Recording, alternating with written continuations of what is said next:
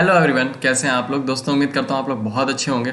दोस्तों आज मैं फिर से आ गया हूँ आप लोगों के लिए एक नई वीडियो लेके, जिसमें हम लोग बात करेंगे कि आखिर हम लोग एक बेस्ट बजट लैपटॉप कैसे ले सकते हैं। तो चलिए बिना टाइम वेस्ट किए वीडियो में बढ़ते हैं आगे। आप देख रहे हैं टेक्नो मॉन्टी और मेरा नाम है मॉन्टी।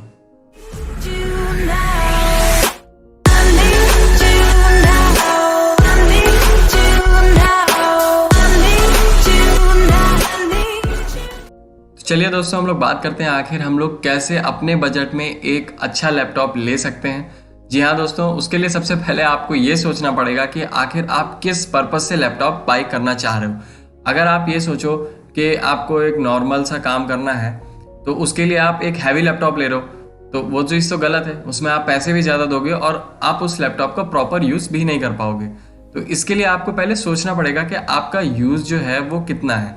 अगर आप एक लाइट यूज़र हो, नॉर्मल जो है आपको बहुत ही ज़्यादा काम नहीं है, ऑफिस का हल्का फुल्का वर्क करना है, जैसे आपको वर्ड डॉक्यूमेंट पे काम करना है, एक्सेल पे करना है, या फिर आपको वीडियोस देखनी है, ऐसे काम करने हैं, तो उसके लिए आपको एक लाइट वेट लैपटॉप लेना चाहिए जिसमें आपका बजट ज़्यादा नहीं आ जाएगा। उसके बाद में अगर आपको नॉर्मल देखेंगे, अगर आप एक प्रोग्रामर हैं, वेबसाइट डेवलपिंग करते हैं, या फिर आप एक बीटेक स्टूडेंट हैं या इंजीनियरिंग की कोडिंग वगैरह सीखना चाह रहे हैं आप, उसके लिए अगर आप एक लैपटॉप लेते हैं तो आप मीडियम क्वालिटी का लैपटॉप लीजिए, जिसमें जो है आपका बजट भी सही रहेगा और आप अपनी प्रोग्रामिंग पे फोकस कर पाएंगे कि हाँ मुझे इतना रेंज का चाहिए और उसमें ये क्वालिटी होनी चाहिए, देन आपकी प्रोग्रामिंग्स रन करेंगी। लेकिन अगर आप एक मान लीजिए गेमर हैं, आपको एनिमेशन कोर्स भी करना है, साथ में ग्राफिक डिज़ाइनिंग भी करना है, बहुत सारे फीचर्स वाला लैपटॉप चाहिए, उसके लिए आपको हैवी लैपटॉप लेना है जिसमें आपका बजट बढ़ जाएगा। तो बात करते हैं तीनों क्वालिटी के लैपटॉप्स की, जिसमें हम लोग आपको सारे फीचर्स डिफाइन करेंगे और ये भी बताएंगे कि आखिर किस तरह आप अपना सही बजट में लैपटॉप ले सकते हैं। तो चलिए देखते हैं कि अगर आप एक लाइट यूज़र हैं, आपको जो है ज़्यादा यूज़ नहीं है लैपटॉप का, सिर्फ आप जनरल पर्पज़ के लिए लैपटॉप लेना चाहते हैं, तो उसके लिए आपको क्या क्या चीज़ें ध्यान देनी है। तो दोस्तों उसमें आपको जो है कम से कम 4 GB रैम होनी चाहिए आपके लैपटॉप में। आजकल 4 GB रैम से नीचे लैपटॉप नहीं मिलता, सब सारे लैपटॉप में जो है 4 GB रैम लग के ही आती है।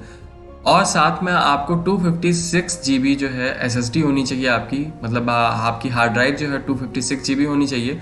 आप इससे ज़्यादा अगर यूज़ है तो आप इससे ज़्यादा वाली भी देख सकते हैं, बट कम से कम आपकी 256 GB हार्ड ड्राइव होनी चाहिए जिसमें आपका डेटा स्टोर हो सके।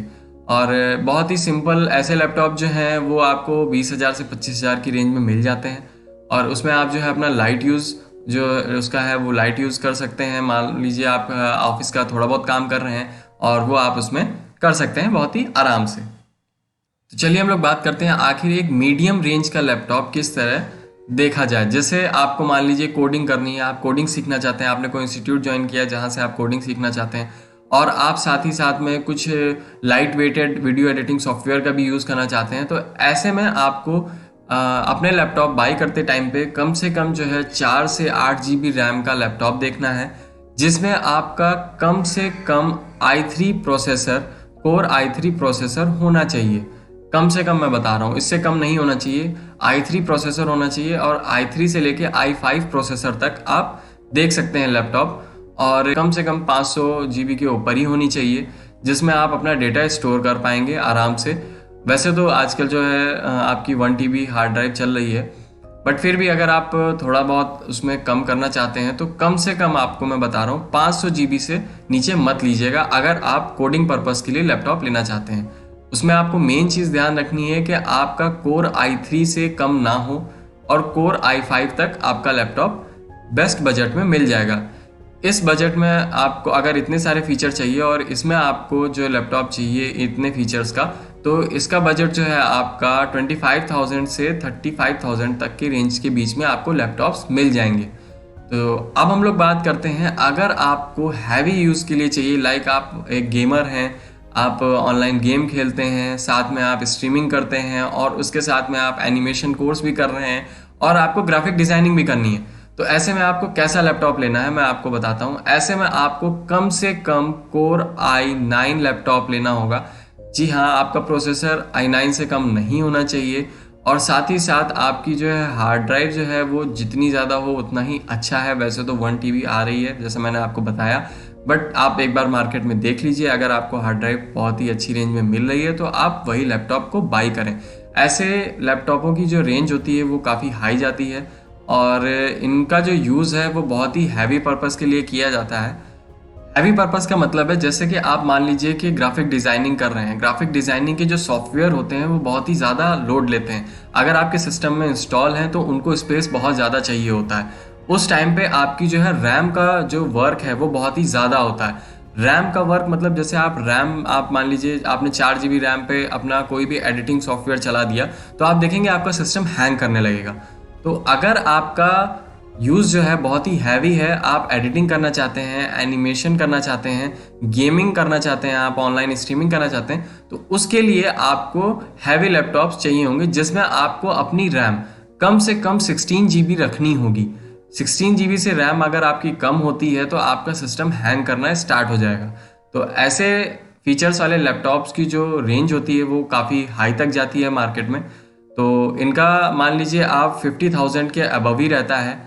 अगर आप मार्केट में देखेंगे इस समय लैपटॉप्स की जो मार्केट है, उनके प्राइस हैं वो काफ़ी ऊपर नीचे हो रहे हैं। तो इस टाइम पे आप देखिए, अगर आपको चाहिए इस तरीके का लैपटॉप तो आप चेक कर लीजिए एक बार, उसके बाद देखिए। तो क्लियरली आपको अपने अकॉर्डिंग देखना है कि आपको किस पर्पज़ से लैपटॉप खरीदना है, देन आप उन रेंज के लैपटॉप देखिए। तो दोस्तों उम्मीद करता हूँ हमारी आज की वीडियो आपको पसंद आई होगी, साथ ही साथ आपके काम की हो, उम्मीद करता हूँ। और मैं आप लोग को एक चीज़ और बताना चाहता हूँ कि हम लोग अब पाइथन का कोर्स स्टार्ट करने वाले हैं जिसमें आपको मैं बेसिक पाइथन से स्टार्ट करूँगा और आपको सारे फीचर्स सिखाऊंगा, पाइथन की कोडिंग रन करा के दिखाऊंगा और साथ ही साथ में आपको हर एक सॉफ्टवेयर का इंस्टॉलेशन भी बताऊंगा। तो चलिए आज की वीडियो को यहीं समाप्त करते हैं, तब तक के लिए धन्यवाद।